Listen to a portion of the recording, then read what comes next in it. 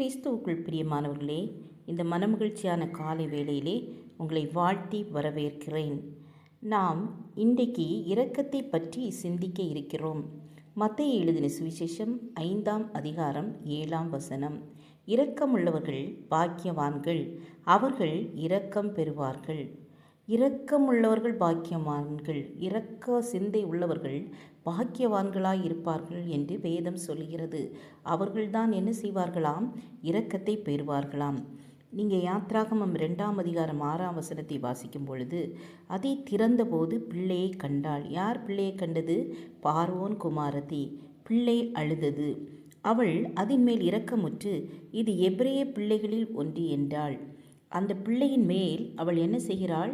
இரக்கம் பெறுகிறாள். அந்த சூழ்நிலையை நீங்கள் பார்க்கும்போது ஒரு நாணல் பெட்டிக்குள்ளே அந்த மோசேயோட அம்மா வைத்து அந்த நைல் நதியில் என்ன செய்கிறாங்க? மிதக்க விடுறாங்க. 3 மாதம் ஆயிற்று. இனி அந்த குழந்தையை என்ன செய்ய முடியாது? மறைத்து வைக்க முடியாது. அப்பொழுது பார்வோனுடைய குமாரத்தி ஸ்நானம் பண்ண வரும் பொழுது அந்த குழந்தையை பார்க்கிறாள். அந்த குழந்தையை பார்த்தது மாத்திரமல்ல, அந்த குழந்தையின் மேலே என்ன செய்கிறாள்? இரக்கம் வைக்கிறாள். அந்த குழந்தையை எடுத்து வளர்க்கிறாள். அப்படிப்பட்டதான ஒரு இரக்கம் அவளுக்குள்ளே இருந்தது. அதுபோல் உங்கள் வாழ்க்கையிலே பல அதிகாரிகளிடத்துலேருந்து இரக்கம் கிடைக்கணும், அது கிடைக்கல. பிள்ளைகளிடத்துலேருந்து இரக்கம் கிடைக்கணும், அது கிடைக்கல. அல்லது பெற்றோரிடத்துலேருந்து இரக்கம் கிடைக்கணும், அது கிடைக்கல. எந்த வழியிலையும் எனக்கு எதுவுமே கிடைக்கல, மனிதனுடைய கண்களில் இரக்கம் கிடைக்கல அப்படின்னு நீங்கள் சோர்ந்து போயிருக்கலாம். இந்த காரியத்தில் எனக்கு ஒரு இரக்கம் கிடைக்கலையே என்று நீங்கள் என்ன செய்யலாம்? சோர்ந்து போயிருக்கலாம். ஆனால் ஆண்டவர் என்ன செய்வார்? அப்படிப்பட்ட கடின இருதயத்தை கூட மாற்றி உங்களுக்கு இரக்கம் கிடைக்கும்படியாக என்ன செய்வார்? கிருபை செய்வார்.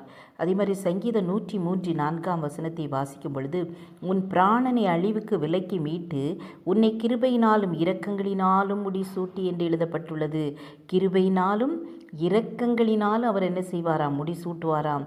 நம்முடைய ஜீவனை எல்லா அழிவுக்கும் என்ன செய்வாராம்? விலக்கி மீட்டெடுப்பாராம். அது மாதிரி சங்கீதம் 103:8 வாசித்தீங்கன்னா, கர்த்தர் உருக்கமும் இரக்கமும் நீடிய சாந்தமும் மிகுந்த கிருபையும் உள்ளவர். நம்ம எவ்வளவோ தவறுகள் பண்ணியிருக்கிறோம், எவ்வளவோ தப்பிதங்களை பண்ணியிருக்கிறோம். ஆனாலும் கர்த்தர் நம்மள்ட்ட எப்படி இருக்கிறாராம்? இரக்கமுள்ளவராக இருக்கிறாராம். நமக்கு இறங்குகிறவராக இருக்கிறாராம். நம்முடைய ஜெபத்துக்கு பதில் கொடுக்கிறவராக இருக்கிறார்.